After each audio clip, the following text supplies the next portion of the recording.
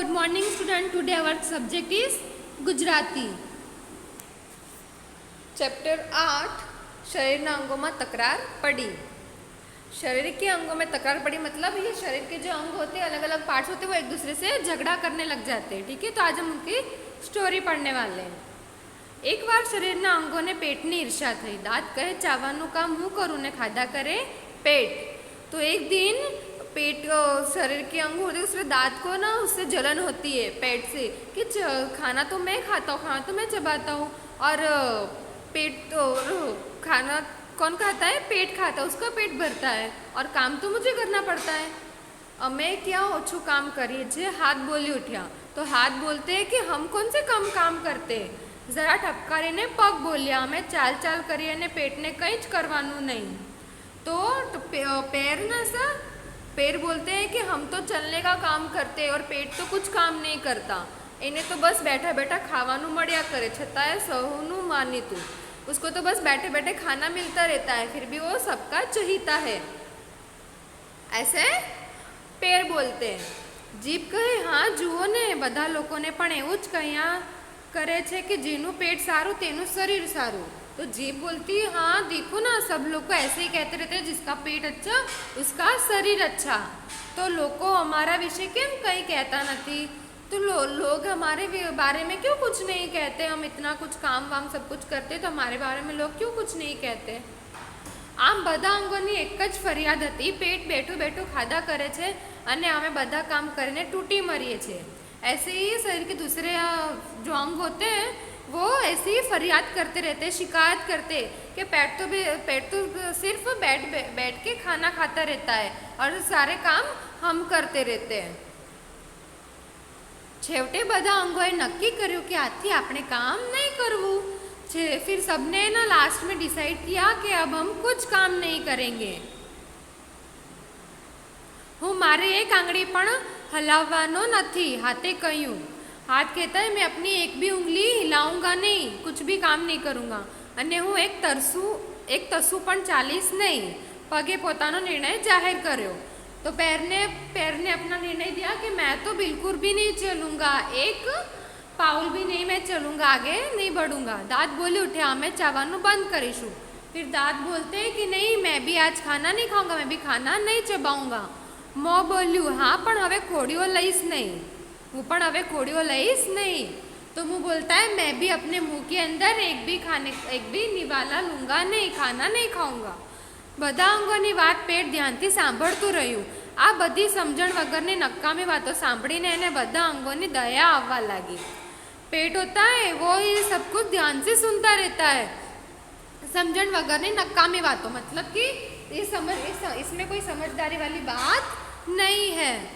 वो सब कुछ सुनता रहता है तो उसको फिर ना दया आ जाती है. एने બધા અંગોને પોતપોતાનું કામ કરવા खूब समझाया પણ કોઈએ એની વાત માની नहीं.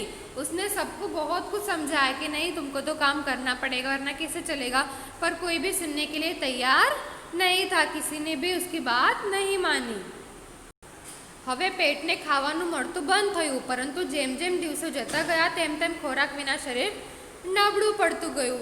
अब पेट को तो खाना मिलना बंद हो गया. क्यों? क्योंकि हाथ भी नहीं चल रहे, पैर भी नहीं चल रहे, दांत मुंह कुछ भी नहीं काम ही नहीं कर रहे. तो खाना नहीं खाएंगे तो फिर कैसे काम कर सकते हो?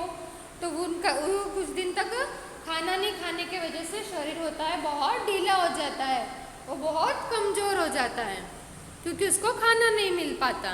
हाथ ने पग ने मुँह ने दांत ने અને अन्य अंगों ने शक्ति મળતી બંધ થઈ गई. બધા अंगों कमज़ोर થવા लाग्या. अब इतने दिन से खाना नहीं खाओगे आप तो आप तो कमज़ोर हो जाओगे.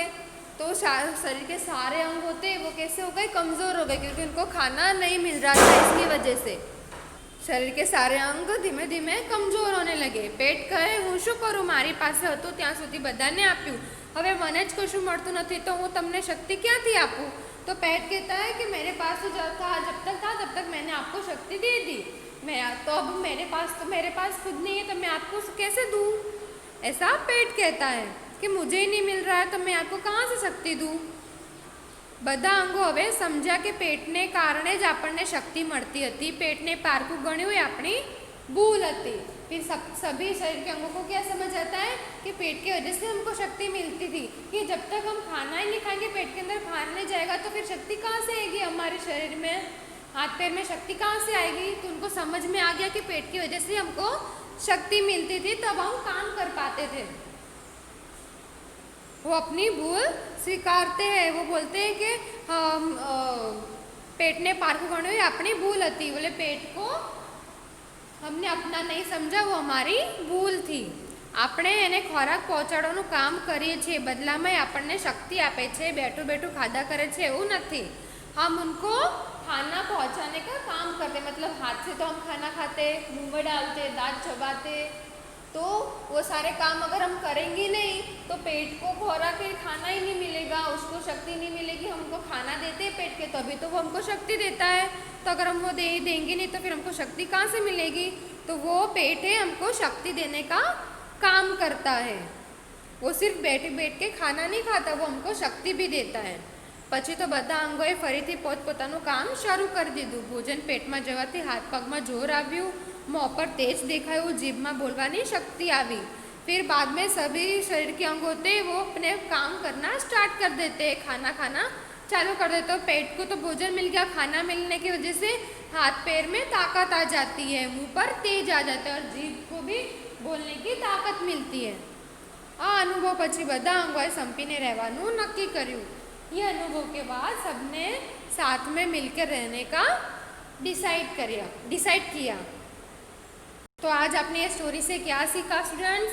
ये स्टोरी से हमें सीखने मिलता है कि सब मिलके काम करेंगे तो ही काम होगा, वरना नहीं होगा। अगर सब शरीर के अंग देखो सोचने लगे कि हम काम नहीं करेंगे तो उनको शक्ति मिलती थी?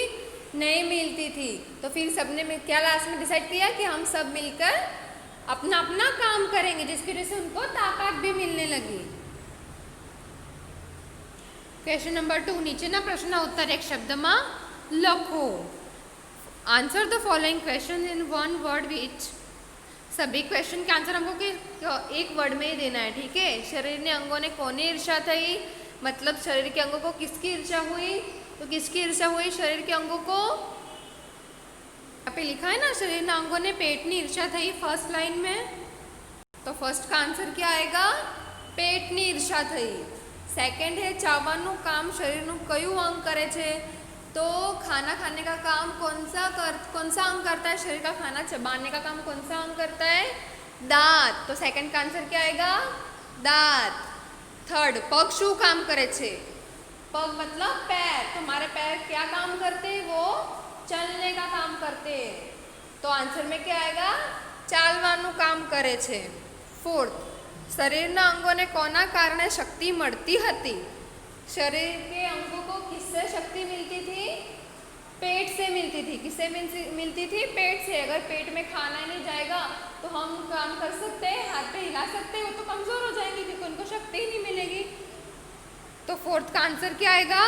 शरीरना अंगोने कोना कारणे शक्ति मळे छे? शरीरना अंगोने पेटना कारणे शक्ति मळे छे। तो फोर्थ का आंसर हम लिखेंगे पेट। फिफ्थ, पेटમાં શું જવાથી હાથ પગમાં જોર આવ્યું? पेटમાં શું જવાથી हाथ પગમાં જોર આવ્યું? मतलब कि पेट में क्या जाने से हाथ पैर में जोर आया। तो क्या आएगा? हम खाना खाते हैं तभी तो हमें शक्ति आती है ना। तो आंसर में क्या लिखेंगे हम? पेटમાં ખોરાક જવાથી हाथ પગમાં જોર આવ્યું। तो आंसर आएगा ખોરાક। तो चैप्टर नंबर 8 शरीरना अंगों में तकरार पड़ी वो अभी कंप्लीट होता है, ठीक है। हमारा चैप्टर कंप्लीट हो गया।